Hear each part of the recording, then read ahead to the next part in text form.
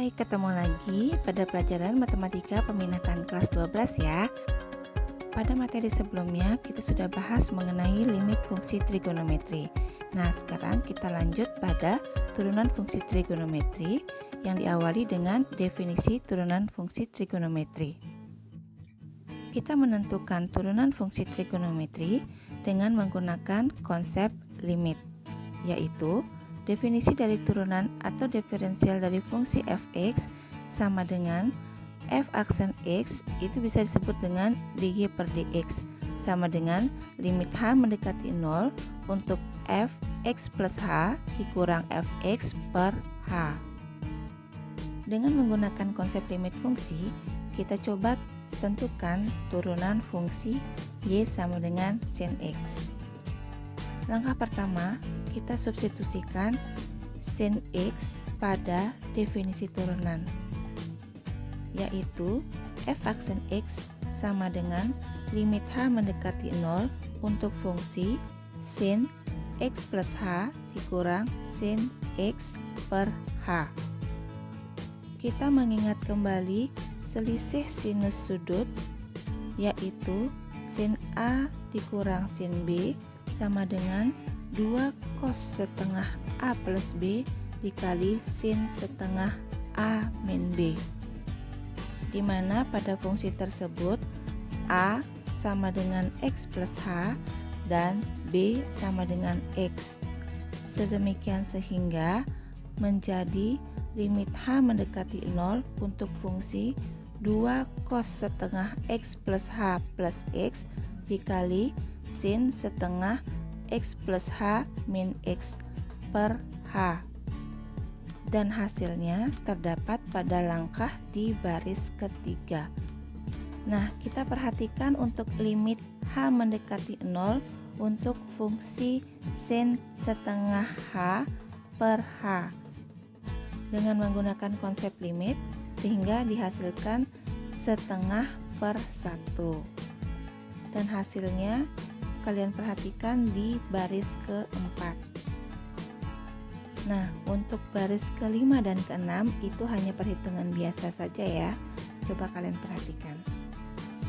Sehingga turunan dari fungsi sin x adalah cos x. Oke, sekarang kita lanjutkan untuk menentukan turunan fungsi dari y sama dengan cos x. Langkah-langkahnya sama dengan menentukan turunan fungsi dari sin x, yaitu memanfaatkan definisi turunan fungsi dengan menggunakan limit fungsi. Dan kita mengingat kembali rumus selisih cosinus, yaitu cos A dikurang cos B sama dengan min 2 sin setengah A plus B dikali sin setengah A min B. Sehingga jika rumus itu disubstitusikan ke dalam fungsi limit menjadi limit h mendekati 0 cos x plus h min cos x per h. Jika kita memanfaatkan rumus selisih dari cos, maka sudut A sama dengan x plus h dan sudut B sama dengan x, sehingga disubstitusikan ke dalam rumus menjadi limit h mendekati 0 untuk min 2 sin setengah x plus h plus x dikali sin setengah x plus h min x per h. Oke, perhatikan langkah di baris ketiga. Untuk limit h mendekati 0 sin setengah h per h, kita mengingat lagi definisi dari limit fungsi sehingga dihasilkan setengah per 1, sehingga didapatkan hasil di baris keempat. Kemudian disubstitusikan nilai h sama dengan 0 dengan operasi matematika biasa sehingga didapatkan hasil min sin x. Maka turunan dari cos x adalah min sin x. Nah, untuk menentukan turunan fungsi dari y sama dengan tan x, bagaimana ya? karena kita sudah menentukan turunan dari cos X dan sin X, maka kita memanfaatkan rumus tersebut. Dan mengingat identitas tan itu sama dengan sin X per cos X. Selain itu, kita mengingat kembali turunan fungsi dari Y sama dengan U per V, maka turunannya adalah U aksen V min V aksen U per V kuadrat, di mana U adalah sin X dan V adalah cos X. Turunan dari sin X adalah cos X dan turunan dari cos X adalah min sin X. Sehingga disubstitusikan pada fungsi turunan Y aksen sama dengan U aksen V min V aksen U per V kuadrat, didapatkan cos X dikali cos X per min sin X dikali sin X per cos kuadrat X. Sehingga didapatkan hasil pada langkah yang kedua, yaitu cos kuadrat X ditambah sin kuadrat X per cos kuadrat X, di mana cos kuadrat X ditambah sin kuadrat X itu sama dengan 1. Sehingga turunan dari tan X adalah secant kuadrat X. Dari penjabaran cara menentukan turunan fungsi trigonometri dengan memanfaatkan konsep limit, maka kita dapatkan turunan dari sin X adalah cos X. Yang kedua, turunan dari cos X adalah min sin X. Dan yang ketiga, turunan dari tan X adalah secant kuadrat X. Dari ketiga hasil tersebut, kita kembangkan untuk mencari turunan dari secant X, kotangan X, dan kosekant X. Sehingga didapatkan turunan dari kotangan X adalah min kosekant kuadrat X, turunan dari secant X adalah secant X kali tan X, dan turunan dari kosekant X adalah min kosekant X dikali kotangan X. Oke, dari penjabaran tersebut kita sudah dapatkan turunan dari sin X, cos X, tan X, kotangan X, secant X, dan kosekant X. Diingat-ingat lagi ya turunan pertama dari perbandingan trigonometris tersebut. Silahkan kalian rangkum rumus-rumus tersebut sehingga kalian dapat memahami contoh soal berikut.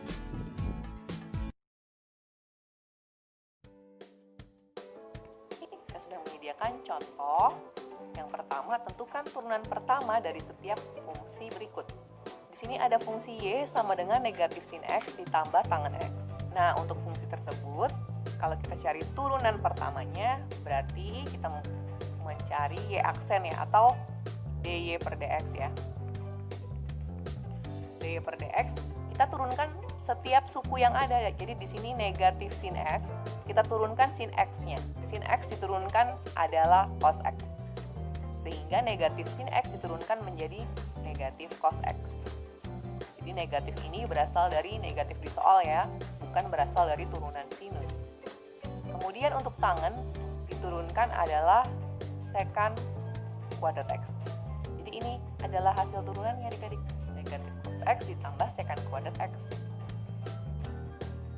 Yang berikut, untuk fungsi Y sama dengan cos X kurang 2 sin X ditambah 8X pangkat 3. Nah, kalau untuk fungsi yang B ini adalah fungsi yang mengandung trigonometri dan juga ada fungsi aljabarnya 8X pangkat 3. Ya, jadi kita kerjakan nanti ini sesuai dengan turunan dari fungsi aljabar. Kalau yang depan kita menggunakan aturan untuk fungsi trigonometri. Ya, cos X diturunkan itu tadi hasilnya adalah negatif sin X. Ingat ya, depannya C berarti negatif ya. Kemudian dikurang 2 sin X. Dikurang 2 sin X, dia menjadi cos X. Ya, jadi di sini yang diturunkan adalah sin X-nya saja. Untuk koefisiennya sih ikut aja, ya, jadi minus 2. Ya, di sini yang berubah hanya sin X. Sekarang 8X pangkat 3, adik-adik harus ingat kembali ya aturan turunan dari fungsi aljabar. Jadi 3 diturunkan ke depan, lalu dikalikan dengan 8, sehingga menjadi 24X pangkat 3 kurang 1, jadi pangkat 2. Nah, inilah turunan dari fungsi Y yang di soal B ini. Nah, sekarang nomor 2.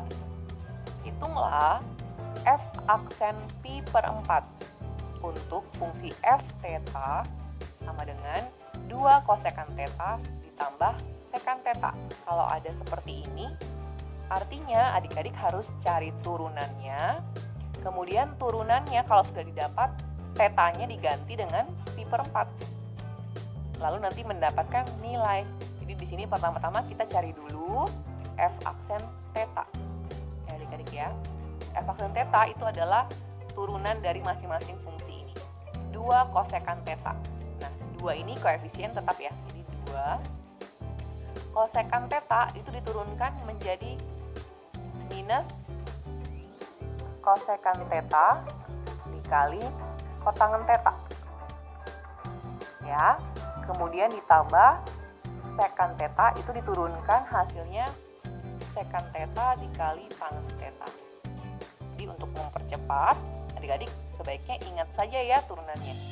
Kalau dirapikan dia menjadi minus 2 kosekan theta dikali kotangen theta ditambah sekan theta dikali tangen theta. Jadi di sini theta itu perannya sama kayak X ya. Sekarang kita isi dengan pi per 4. Jadi F aksen pi per 4, kita masukkan ya pi per 4-nya ya. Itu adalah, jadi setiap theta di sini, setiap theta diganti dengan pi per 4. Di sini theta, theta, theta, theta ini diganti dengan pi per 4. Jadi minus 2 kosekan pi per 4 dikali kotangen pi per 4 seperti ini. Ditambah sekan pi per 4 dikali tangen pi per 4. Ya, jadi semua tetanya diganti dengan pi per 4. Nah, sampai di sini untuk kosekan pi per 4, ya, kosekan itu sama saja dengan 1 per sin. Jadi 1 per sin pi per 4. Ya, kemudian dikali dengan 1 per tan pi per 4. Ditambah sekan itu adalah seperkos. Jadi seperkos pi per 4 dikali dengan tangen pi per 4. Nah, masih ingat adik-adik sin pi per 4 itu adalah setengah akar 2 ya. Jadi di sini 1 per setengah akar 2 dikali tangen pi per 4 itu 1. Ya, jadi 1 per 1 ditambah 1 per cos pi per 4. Cos pi per 4 itu adalah setengah akar 2. Dikali tangen pi per 4 tadi adalah 1. Jadi seperti ini ya adik-adik ya. Nah, sekarang karena ini 1 per 1 per 2, 1 per 1 per 2. Itu kita bisa balik ya duanya jadi 1 dikali 2 per 1. Sehingga hasilnya 2 ya. Jadi kita bisa putar duanya ini naik ke atas. Ya, kemudian jadi minus 2 dikali 2 per akar 2. Akar 2 yang di bawah. Ditambah 2 ini naik ke atas juga. Jadi 2 per akar 2. Sehingga minus 2 kali 2 itu minus 4 per akar 2 ditambah 2 per akar 2. Karena penyebutnya ada sama, minus 4 ditambah 2 kita bisa kerjakan. Sehingga menghasilkan minus 2 per akar 2. Kita rasionalkan, kita kali dengan akar sekawannya. Di sini akar sekawannya adalah akar 2 per akar 2. Kita lihat di sini ya, jadi akar 2 dikali akar 2 itu hasilnya adalah 2. 2 di bawah dengan 2 yang di atas ini bisa dicoret. Ya, sehingga hasilnya adalah minus akar 2. Oke, semoga kalian paham ya dengan dua contoh tadi. Sekarang kita lanjutkan pada pengembangan dari turunan fungsi, yaitu turunan fungsi komposisi. Let's check this out. Diberikan Y sama dengan sin AX plus B. Turunannya adalah dy per dx, yaitu cos AX plus B dikali turunan dari AX plus B, sehingga didapatkan nilai A dikali cos AX plus B. Dari hal tersebut, kita kembangkan untuk mencari nilai turunan dari cos AX plus B dan tan AX plus B, sehingga didapatkan aturan turunan fungsi komposisi untuk sin AX plus B adalah A cos AX plus B. Kemudian turunan dari cos AX plus B sama dengan min A sin AX plus B, dan turunan dari tan AX plus B adalah A dikali sekant kuadrat AX plus B. Jadi yang perlu kita ingat adalah turunan fungsi dari trigonometri tersebut dan turunan dari sudutnya yang berupa fungsi. Dengan memperhatikan hal yang sama, maka didapat turunan kotangen AX plus B sama dengan min A dikali kosekant kuadrat AX plus B. Turunan dari sekant AX plus B sama dengan A dikali sekant AX plus B dikali tan AX plus B. Dan turunan dari kosekant AX plus B sama dengan min A dikali kosekant AX plus B dikali kotangen AX plus B.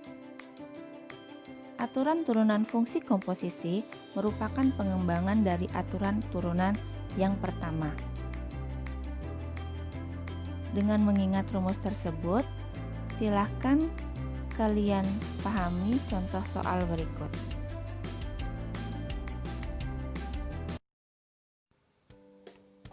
Tentukan turunan fungsi berikut dengan X di dalam radian. Nah, untuk yang A berarti dy per dx-nya. Di sini kita turunkan dulu fungsi yang di dalam, yaitu 2 ya. Jadi A-nya di sini adalah 2. Oke. Dikali dengan turunan sinus. Turunan sinus itu adalah kosinus. Kosinus 2x kurang 1. Nah, inilah turunannya adik-adik. Udah kan ya? Sekarang yang B, kosinus 5x kalau diturunkan, ya dia menjadi, ini jangan bingung ya adik-adik, ini berarti dia B-nya itu 0, sehingga menjadi 5x saja. Jadi di sini A-nya 5, B-nya itu 0, ya. Kita turunkan menjadi 5, kosinus sendiri diturunkan menjadi negatif sinus. Negatif sinus 5x ya, seperti ini, atau negatif 5 kali sin 5x. Jadi ingat ya, intinya sudut di dalam fungsi trigonometri tidak berubah. Seperti yang A di sini 2x min 1, dia akan tetap 2x min 1. Kemudian di sini 5x, dia akan tetap menjadi 5x. Jadi yang diturunkan hanya fungsi yang di dalam dikalikan dengan fungsi yang di luar, turunannya. Kita lihat contoh berikut. Y sama dengan 2 dikali tangen 1 kurang 3x. Nah, kalau untuk menurunkan yang kayak ini 2 di depan itu tidak perlu dipusingkan, ya, dituliskan saja 2, karena koefisien itu nggak ngaruh ya dalam turunan. Kemudian, di sini fungsi yang di dalam adalah 1 kurang 3x. Adik-adik, kalau posisinya seperti ini, itu berarti yang menjadi A adalah negatif 3. Kenapa begitu? Kenapa bukan 1 ya A-nya adik-adik? Di sini kita lihat A itu adalah koefisien atau konstanta dari X ya. Nah, di sini kan dia bentuknya dibalik. Jadi X-nya yang di belakang. Sehingga yang menjadi A adalah minus 3, bukan 1. Jadi di sini hasilnya kita tuliskan di sini minus 3. Kita keluarkan ya A-nya. Kemudian dikali dengan turunan dari tangan. Turunan dari tangan adalah secant kuadrat. Nah, seperti ini adik-adik turunannya. Kalau dirapikan dia jadi minus 6, ini dikali ya. Minus 6 secant kuadrat 1 kurang 3x. Nah, ini jawabannya adik-adik. Oke, kita akan lihat yang berikutnya. Di sini sudah ada kotangen 1 kurang 3x. Bagaimana ya kalau diturunkan ini? Kita jangan panik ya. Ini fungsinya sama seperti di atas, yang di dalam berarti min 3 itu adalah A-nya. Sehingga kita tuliskan di sini minus 3. Ya. Dikali dengan turunan dari kotangan itu adalah minus kosekant kuadrat. Ya, fungsi di dalam tetap ya adik-adik. Nah, ini karena minus dikali minus, ya, itu hasilnya adalah positif. Jadi positif 3 kali kosekant kuadrat dari 1 kurang 3x. Ini jawabannya adik-adik. Contoh selanjutnya, Y sama dengan 4 kali sekant setengah X. Untuk bagian yang E, ini kalau kita kerjakan, ini 4-nya kita tuliskan biasa ya, 4. Karena dia koefisien gak ngaruh dalam turunan ya. Kemudian kita ambil di sini A-nya. Kalau bentuknya setengah X begini, itu berarti B-nya 0 ya adik-adik ya, sehingga A-nya adalah setengah. Jadi 4 dikali dengan setengah. Kemudian sekant kuadrat diturunkan menjadi sek kali tan. Jadi sek dari setengah X dikali tan dari setengah X. Sekali lagi adik-adik ya, fungsi di dalam sini tetap. Jadi kalau di sini di soal setengah X, maka di sini harus setengah X juga. Ya. Nah, ini kalau dikerjakan, ini bisa dicoret sehingga menjadi 2 kali sekant setengah X dikali tangen setengah X. Nah, ini hasilnya adik-adik. Nah, itu tadi beberapa contoh soal dan penyelesaian dari fungsi trigonometri turunan pertama. Sekian untuk pembelajaran kali ini dan terima kasih. Jika ada pertanyaan, silahkan langsung menghubungi Bu Guru. Oke?